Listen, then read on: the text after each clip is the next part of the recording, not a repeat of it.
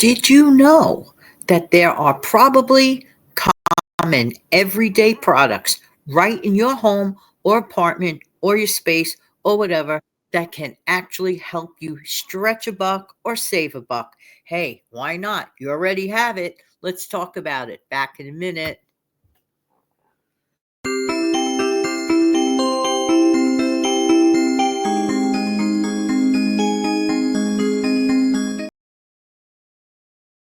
Good morning, good afternoon, good evening. Hi, this is Jan. Welcome to another episode of my channel, the Save Money More with Jan channel. How you doing today? Hope that this audio video, as always, finds everybody doing well. I always wish the very best for all of my listeners or viewers.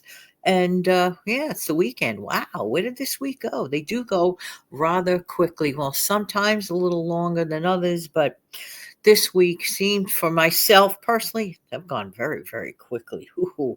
There are common household products that, first of all, when we purchase them, we don't realize at first that they're multiple use products. Now, sometimes we're conscientiously aware that a product is a more than one use product, and we know that in advance. But sometimes there are things that we have in our homes or apartments that we don't really realize can be used for different things. I'll give you an example. Okay, I purchased recently a store brand item, honey graham crackers, the ones with the cinnamon on them, the cinnamon one. Oh my word. They were only $1.99. I got the store brand. They were really good. And what people many times forget is the multiple use you could get out of it. Not just the enjoyment of, let's say, a graham cracker or two with your tea or coffee. However, do you realize that those sleeves, most graham crackers come in the same manner. They come in packages, wax papered packages of 3 in a box. Usually that's how that works. But what I like to do is make a graham cracker crust for a pie. And by the way, I have personally noticed that the texture on the pre-made ones, those pre-made pie crusts that they say the graham crackers, they don't taste too graham crackerish to me. They taste more like I don't know, a different flavor to me. I'm talking about myself. I've tried different versions. The original graham cracker crust, when it first came out about X number of years ago, did have a graham cracker texture and feel to it. But I personally, I like the real thing. What do I mean by the real thing? The kind you make yourself. Now, you could buy the graham cracker crumbs as such, but why not get multiple use out of a box of graham crackers? Plus that, the one that I get has the cinnamon already built into it, cinnamon and sugary, it's already sweetened. So let's say I want to make an ice cream pie, which, by the way, I'll give you the way to do it right now very easily. So let's say that you have an impromptu guest, right? Or somebody that, let's say, recently had a birthday or a special occasion and they're on their way over. If you have all of the following ingredients, you got yourself a fast dessert that makes you look really thoughtful. And you are thoughtful at that. So I'll take one of those sleeves, for example, of a real graham cracker. Okay, I will crush them manually. So easy peasy. I'm telling you. I will melt some margarine or butter. Margarine works really great. I call it when you're gluing together a graham cracker crust. You could do the same method, by the way, if you have cookies. Let's say you have Oreo style cookies. That works great too. So, okay, so I crush them and, I melt the margarine. I don't add anything else because every ingredient is there. It's already sweetened. It already has cinnamon in it. All I have to do is use it. See where I'm going with that? That's the multi-use. So I make that graham cracker crust. I let it set for a few minutes, right? Then I take my favorite ice cream. In the meantime, I'm putting at a softer level, not room temperature ice cream, but just a little softened to make it easier to work with, of favorite flavors that I know the person, for example, or generally people love flavors of ice cream like vanilla or chocolate or strawberry, whatever. And then with the softened ice cream, I put it into my own pre-made from scratch graham cracker crust, right? And then I take some like Cool Whip type of topping. Doesn't have to be exactly the company Cool Whip, but similar ones. You can use the store brand. And it doesn't even take that much to layer the top. You can put a thin layer or a little thicker layer on top of it of the Cool Whip.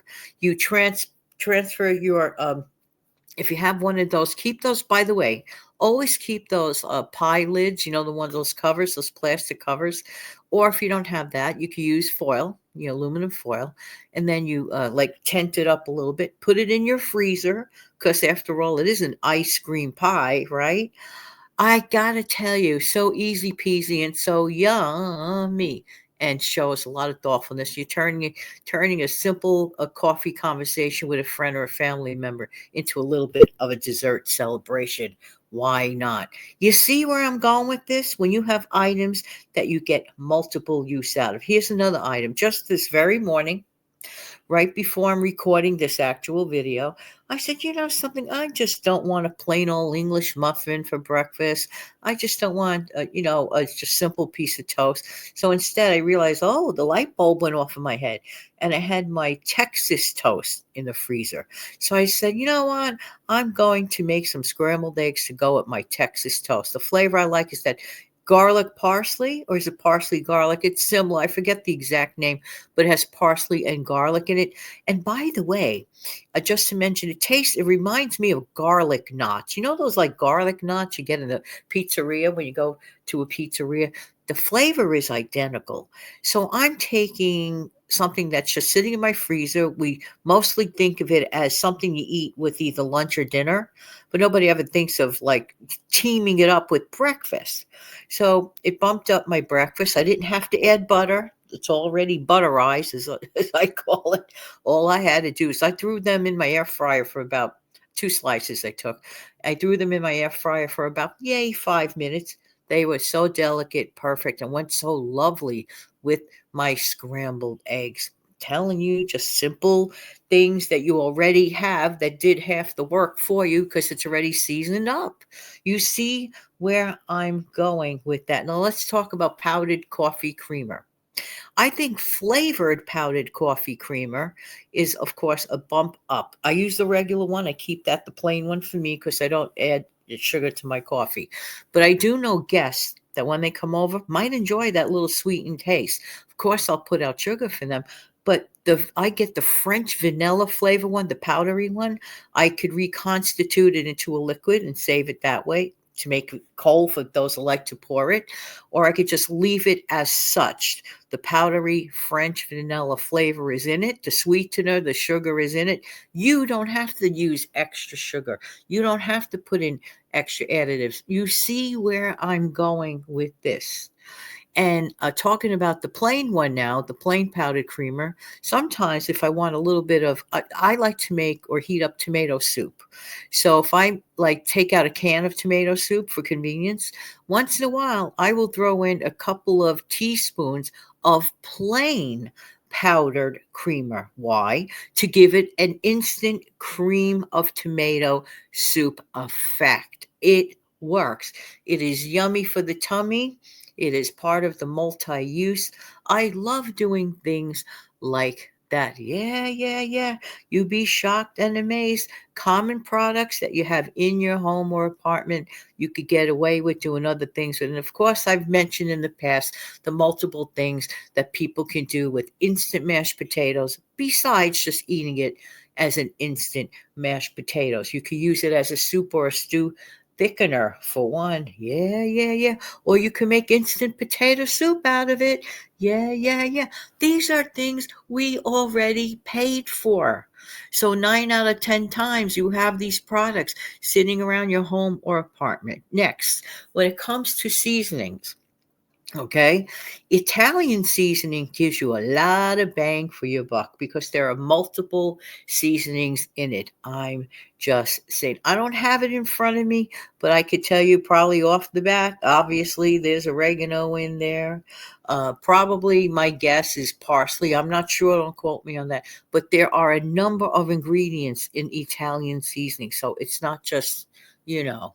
Now, if you have plain breadcrumbs, for example, let's say you have your own breadcrumbs that you make from scratch, but you need to jazz it up. All you have to do is add your Italian seasoning, and there you go. You have your Italian seasoned flavored breadcrumbs right off the bad. Also, if you're making your own croutons and stuff like that, very, very well. It goes together really, really nicely when you toast them up. I'm just saying, there are things that we have and there are things that we have. It's up to us to make the most of it. And by the way, if you could please kindly help me out here by clicking the following.